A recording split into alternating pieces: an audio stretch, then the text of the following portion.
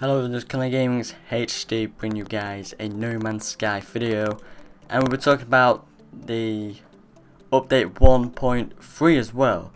So if you didn't know, No Man's Sky already is gold. It went gold around 5 or 6 weeks ago.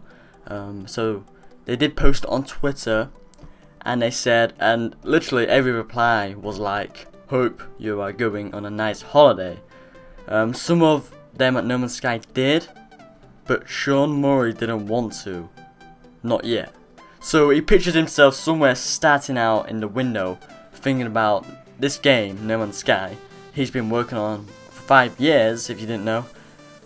And they said that we're under a pretty intense spotlight right now, and hopefully it's easier to imagine how hard it would be to switch off from that, or how deeply we care about people's first impressions of the game.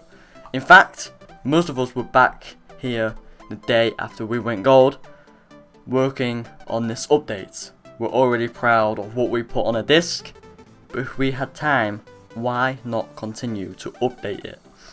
So, Hello Games will continually update No Man's Sky this way. This is the first of many, which is awesome. So it'll be available on Monday for press for review once it exits submission, and on launch for public on PC and PS4. We expect future updates like these to continue to be free. Free updates are always good. For 99.9% of people, all you have to do is install the update before you begin to play. So some people have got an early copy somehow, like as he's put in this article. So if you have got an early copy, your save game will technically work post-update, but you will miss out on new content and experiences. If you don't delete your save before updating, should be obvious why from notes as well. And Hello Games highly recommend you deleting your save if you played the game before updating your game. And they won't do this in the future, but this is a day 0 update, so if you got the game early, you'll have to delete your save before updating, before Monday, tomorrow, because the update comes out tomorrow for press and stuff. So the servers will be wiped on Sunday, today, and again on Monday in the lead up to launch. He didn't say what date, he just said the day, Sunday and Monday, so I'm guessing Sunday meaning today and then Monday meaning tomorrow. So also beware, these notes contain some spoilers, and here's some things the team has been up to over the last 4 or 5 weeks. So before I get into it, there's a lot of spoilers, but I've already read it. But anyway, if you don't want the spoilers, you can click off the video now, because this is what they've been working on for 4 or 5 weeks. So the 3 paths, there are now a new unique path you can follow throughout the game. You must start the game on a fresh save with the patch, as early choices have significant impact on what you see later in the game and the overall experience.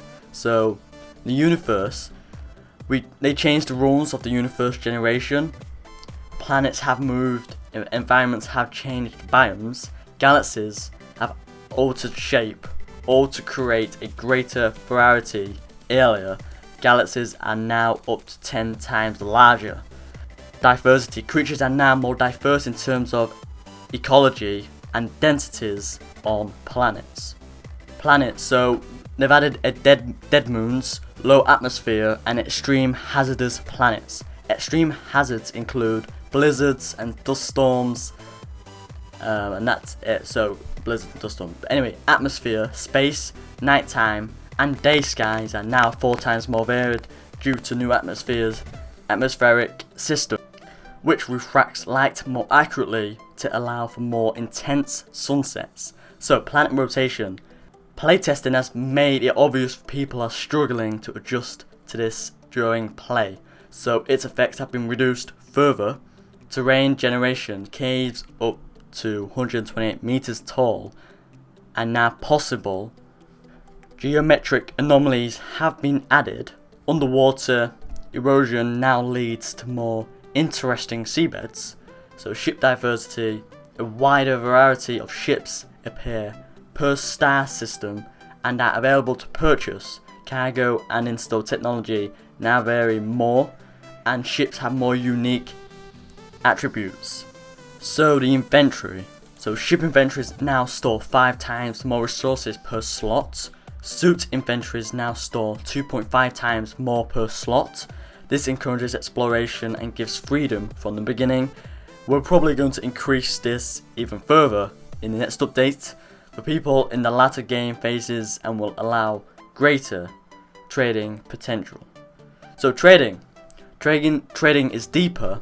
Star systems and planets each have their own wants and needs based on a galactic economy.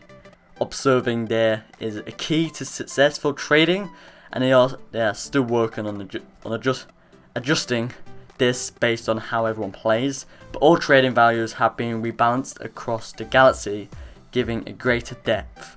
A bunch of trade exploits were also uncovered and have been removed, which is good as well. So feeding. Creatures now have their own diet based on planets and climate. Feeding them correctly will yield different results per species, such as mining for you, protecting the player, becoming pets, which is good, alerting you to rare loot, or pooping valuable resources. So survival. Recharging hazard protection requires rare resources, making shielding shards useful again. Storms can be deadly. Hazard protection and suit upgrades have been added. Liquids are often more dangerous as well. But anyway, to go on the next one. So graphical effects. So lighting and texture resolution have been improved. Shadow quality has doubled. Temporal AA didn't make it in time, but it's so close. So balancing. Several hundred upgrades have had stat changes, mainly exosuit and ship, but also weapons. New upgrades have been added as well. Combat, auto aim and weapon aim has been completely rewritten to feel more gentle in general, but stickier when you need it. Sentinels now alert each other if they haven't been dealt with quickly. Quad and Walker AI is now much more challenging. Even Sean Murray said even he struggles with them without a powerful or a powered up weapon. So space combat. Advanced techniques have been introduced like break, drifting and critical hits. Bounty missions and larger battles now occur. Pirate frequency has been increased, as well as difficult depending on your cargo. Exploits. Infinite warp cell exploit and rare goods trading exploit among other removed. People using these cheats were ruining the game for themselves, but people are weird and can't stop themselves. So stability, foundations for buildings on super large planets resolves several low retro crashes, in particular when player warped further than 256 light years in one session was only possible due to warp cell exploit above. Yeah, so space stations. So in the interiors are now more varied. Bars, trade rooms and hydronic labs have been added, which is everything's good. So networking, ability to scan star systems.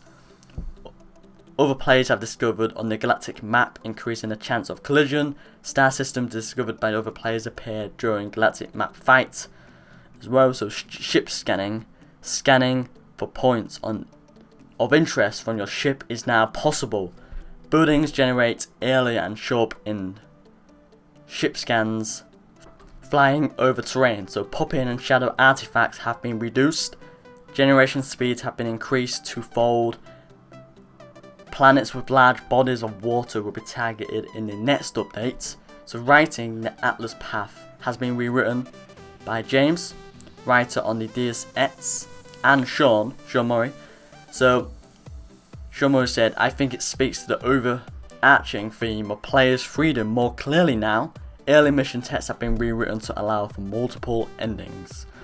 So they've said, next up we're adding the ability to build bases Yes, you heard me right, bases. They're going to give you the ability to build bases and own giant space freighters. Temporal, AA, and my new cloud rendering tech should be coming soon too. That's what Shomori said. It will really change the game. It will really change the game again and enhance it visually. So this universe they've built, Hello Games, is a pretty large canvas. And they've got a lot of ideas. This is the type of game we want to be.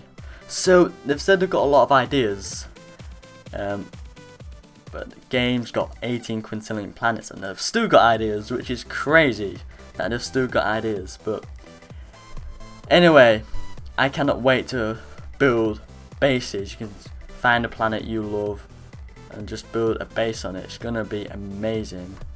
But anyway, this is what's happening in Day 0 patch. Remember, if you got the game early, somehow you will have to delete your save and create a new one after this update. Okay, so you can't be on the same save. But anyway, this is what's happening. But anyway, stay tuned, smash like button, subscribe, and I'll see you guys in another No Man's Sky video.